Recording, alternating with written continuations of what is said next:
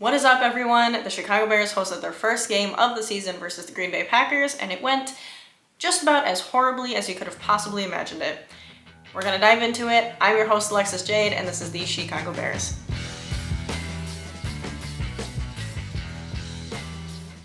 Welcome in, guys. I took a day to kind of really settle in and absorb what happened on Sunday. It was not a pretty sight. It was not fun.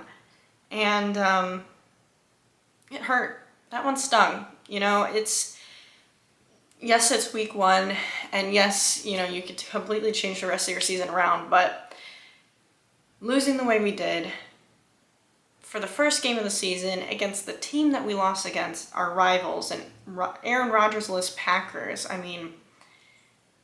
this one definitely stung more than any other loss in recent memory.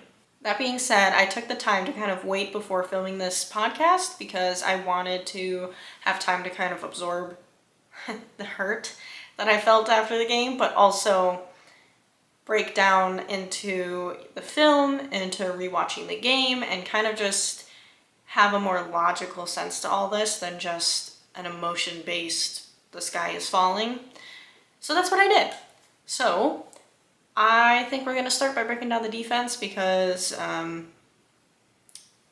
everything was an atrocity. Everything went wrong. Besides special teams. Special teams was the one thing that didn't really have a flaw. But we're going to break down the defense and get into the nitty-gritty of these position groups and figure out what the hell happened. So on defense, we could not pressure the quarterback. Watching the game, you could see that. But then looking at the stats, we had one sack by Yannick Ngakoue, which I'm glad he has incorporated himself early on.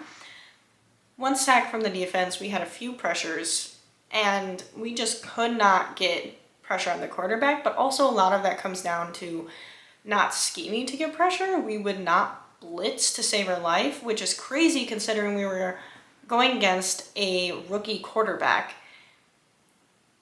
and a weak wide receiving core. Those things combined, it feels like it's common sense to say heavy blitz packages, and we just didn't do that. I think because of the lack of blitzing and pressure up front, our secondary and linebackers kind of had to creep up a little bit, and our linebacker group kind of performed all right. I think overall it was just a really poor performance overall. I feel like that's going to be the continued theme of this podcast, but there was a lot of gaps in secondary.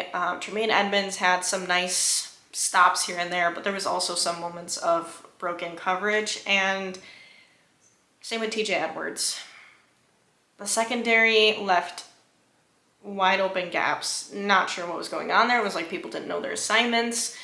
The play where Jordan Love fumbled the ball and still had time to run around, grab the ball, and throw it downfield to a wide open Musgraves. How? He had about 10 seconds to throw the ball. And then the secondary had about 10 seconds to find the open man just sitting in the field. Giant busted coverage. Couldn't tell you how that happened. On top of all that, we had 0 takeaways. Not a single takeaway. Which, considering the whole hits philosophy with Eberflus, is kind of a big deal that we didn't have a single forced fumble or takeaway. Not a fan of that. I think overall the defense did a good job of making Jordan Love look good. I don't think Jordan Love played well. I'm not going to discredit him because he threw for 3 touchdowns. Good for him. Good for a start. But we made him look good. Jordan Love was missing some wide open passes. He had some accuracy issues. And if we could have actually had a decent defense, we could have thrived off that and forced some turnovers, forced some interceptions. How we let Jordan Love look like a giant playmaker is beyond me, and I unfortunately don't have all the answers, and I think the only answer there is Eberflus needs to talk to Alan Williams and figure out what the hell is going on with this defense. Not to mention, we also had a key injury on Kyler Gordon, which now that reports are coming out, it sounds like it's a broken hand is the suspicion. The injury report will be released today. Not good, guys. Not good. The offense, which is the hot topic since the game. Where do we even begin? The offense was a monstrosity. We did score 20 points, but it wasn't a good 20 points. Overall, I mean, it was a hot mess. It seemed like players didn't know their position. They didn't know where they were going or what they were doing. There was a lack of effort. The amount of, to quote Eberflus, loafs I saw on the field was insane. Failed blocking attempts. I mean, you name it. Dropped balls. I don't understand when your philosophy is hits how the players looked like they hadn't gone to the gym in 3 months. The offensive scheme was just dog water. I understand now, watching the film, I understand more of what Getsy was trying to do, but it wasn't executed well. And I think my biggest problem with it was, besides the fact that I think the play calling needed an improvement, is it needed adjustments. I mean, and not just second half adjustments. When you're trying something and you go in with a game plan and it's not working, change it. Change it so it works. And at the second half, we just still didn't even change it. We kind of did, but that was only courtesy of Justin Fields finally changing up protections up front and slinging it downfield for a touchdown. But that was courtesy of Justin Fields, not Luke Getsy. So, I mean, what are we doing? Why are we not adjusting, and why are we not playing to our players' strengths? They put him back there like they wanted him to be a pocket passer, and I don't know. I think, to my understanding, their game plan was win the screen game, and eventually they're going to bring the pressure up front, and that's going to open up the deep passing game. But that didn't work. And also, screens can't be your go-to on every play. And I also don't understand why that was the game plan to begin with, when Justin Fields is a mobile running quarterback. Why are we, I feel like I'm talking about Matt Nagy again. Why are we not doing RPOs? Why aren't we doing QB designed runs? Why aren't we doing rollouts, play actions? All things that you can incorporate into your offense that can get your run game established with your running backs, get your quarterback out the perimeter and getting some runs in. Then your defense doesn't know, throw in a couple screens. So the defense really doesn't have any idea what you're doing because all the plays look similar. And next thing you know, you have a wide open guy downfield because of a busted coverage or a good one-on-one matchup. I really, really, really don't understand the scheme as much as I kind of, watching the film, understand what Getsy was trying to do. As a whole, I don't understand why that was the choice. And I really hope that this game against Tampa, that's changed, because we can't do that again. Which leads us all into our talk about quarterback, right? Justin Fields. Another hot topic since the game, and I've seen some clips circulating on Twitter of saying, oh, DJ Moore was open downfield. How could he not have taken it? I'll say to this, I've seen the same clips floating over and over and over. And while that's true, he could have had DJ Moore, he threw for a first down, and I get people are saying, yes, but it shouldn't just be about, hitting the first down. It should be, going through your progressions, and if this guy is open, hitting him for the big gain. I agree.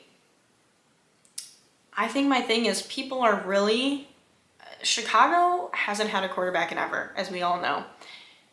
And in my opinion, I feel like we're all just itching for a reason for Justin Fields to be bad. As much as we want him to be good, it's like we're giving reasons for him to be bad, to trade for another quarterback, because we have this mindset now that recycling quarterbacks is going to solve our problems. It doesn't solve our problems. Okay, first of all, if we, God forbid, I really hope we don't, move on from Fields and go and draft Caleb Williams or any of those top tier quarterbacks, you don't think we're going to have the same problem? For example, Caleb Williams holds on to the ball too long, scrambles when it's not necessary, always goes for the big play, can't seem to throw with anticipation. All the key things that people rack on Fields for is exactly what Caleb Williams does. You think if you picked him up and plucked him down and put him in this Bears offense right now, he wouldn't be having the exact same issues? He would, and even worse, because he holds the ball for 110 years because he has a stellar offensive line at California. That's not the solution, folks, okay? It's just not. Justin Fields is the most gifted, talented quarterback the Shecago Bears have ever had in the history of the Bears. If we cannot succeed with Justin Fields, we cannot succeed with anybody. Yes, Justin Fields has room to improve. Yes, Justin Fields, I would like to see more improvement from him, and I would like to see him get through his progressions quicker. Even though I thought he did a good job of that this past game, but that's besides the point. I would like to see him throw with a little bit more anticipation. But Justin Fields can have room to improve, but he also needs to be coached up. And we need a scheme that also plays to his strengths so he builds that confidence and builds that skill set and has the time to do it. And it really doesn't help that this offensive line was dog water. I mean, come on. He was pressured on 52% of his snaps. 52%. What do you expect a quarterback to do with that? And on top of that, he was pressured on 52% of his snaps, but then I think 32 of his passing plays were straight dropbacks. Why aren't we rolling him out? Why aren't we moving the pocket?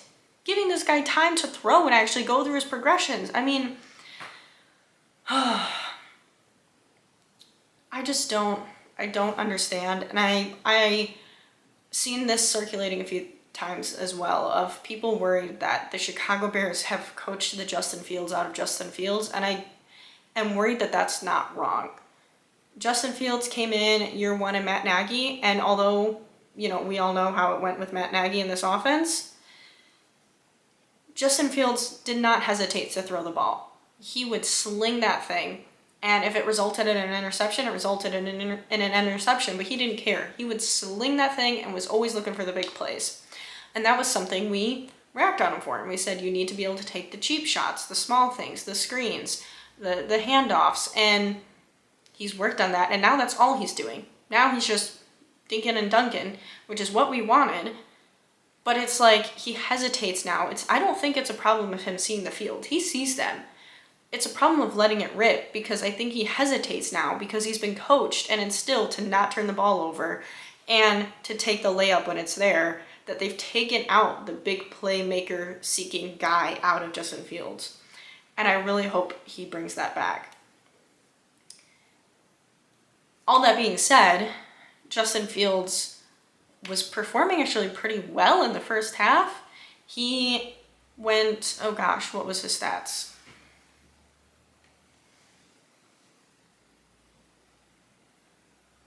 Justin Fields was doing well in the first half. I mean, he had a good accuracy percentage rating. Justin Fields was doing well in the first half. He was playing really efficient, clean football. He, I think, only had missed 3 passes that entire first half. And yet, we go into the second half and we're being forced into situations of being a playmaker. And then came the fumble, and then came the INT. And although, obviously, I agree that shouldn't have happened, I don't blame him for trying to make nothing into something. I also think a lot of people were relying on, I saw a lot of people saying, well, if he is the guy, then it wouldn't matter how bad your scheme is, you make something happen. And I kind of agree with that, but I also don't. I mean, what did you expect him to do? The guy can't do 50-yard touchdown runs 3 times a game to save the game, especially not when the defense is performing piss poor as well. We saw that all last year. On top of that, I feel like because the hype was so big, right, that this team is different, the defense is different, the offense is different, that we were just going to come in and annihilate the Packers. They were the favorites to win. It didn't happen, right? I always believed that this offense was never going to just come off the ground running. I always believed that this would take time to build because it's common sense, right? We have a new pieces on the O-line. We have new running backs, wide receivers that are also learning. This may be Justin's second year in Getsy's system, but this is everyone else's first year, right? It's going to take time for these people to gel. It's going to take time if we're introducing new play concepts for people to get it right the first time. It's all going to take time, and I knew it was going to be a little bit of a rocky start and a little bit of a roller coaster. I still think that's going to be the case, but I feel like some people went into this thinking that they were immediately game one going to see a new and improved Justin Fields. Yes, it would have been nice to see a little bit more improved, but I do think we saw that. We saw him hitting the quick checkdowns. We saw him not scrambling as much and only when necessary. I mean, he was going through his progressions. We saw all of that. And I do think there are signs of improvement, but I also think we need to allow it to grow as the season progresses.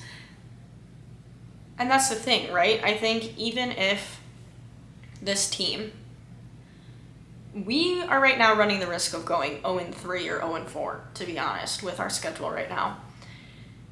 I think even if that's the case, we can still turn around the second half. And I'm not saying this to be a meatball, but when you look at the schedule after we get past the Chiefs and Denver, it lines up quite a bit. And usually around, you get over your first few games hiccups and you start building that chemistry is when things start to take off. And now, of course, this is all also relying on the coaching staff and the defense and the offensive scheme. But I think that still has a chance. However, I know the fan base is going to lose their minds if we go 0-3 or 0-4. The Bears need this win, but they also need it for themselves to build confidence. So I really hope heading into week 2, the Bears are able to do that. Like I just said previously, I think a lot of this is going to come down to this coaching staff. This coaching staff, honestly, I think takes the biggest blame for this past game. Considering our philosophy is hits, it is playing hard, playing with intensity, taking the ball away, protecting the ball. We didn't do any of that. We looked like this entire team skipped out on preseason.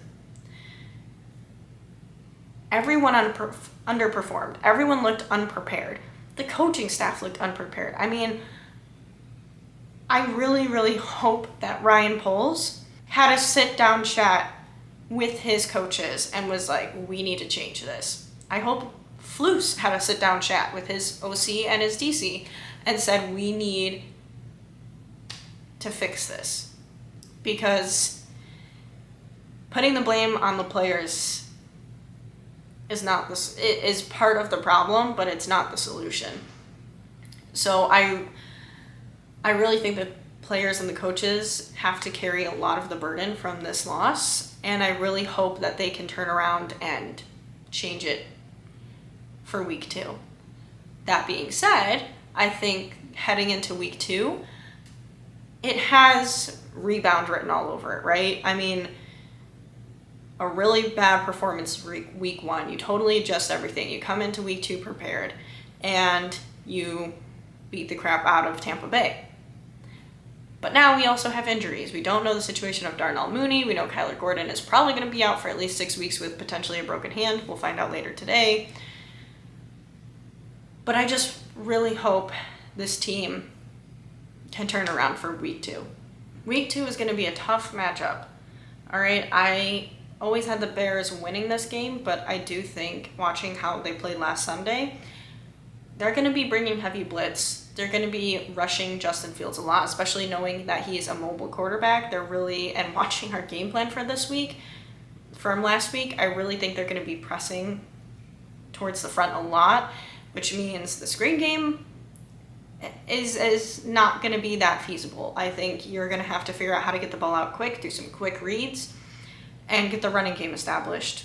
And it's really going to have to be a big change on offense schematically and performance-wise, especially from this offensive line, to be able to succeed on Sunday. That being said, I think if they can get past the trenches, which is the hardest part for us, we have a good shot with our matchup versus their secondary. I also think our defense is just honestly up in the water, down in the water, up in the air, whatever you want to say right now. I'm worried about our defense entirely. I think our offense has time to grow and get better as the season goes on. I really worry about our defense, to be honest. And Baker Mayfield wasn't all that bad this game, so we're going to see how this goes.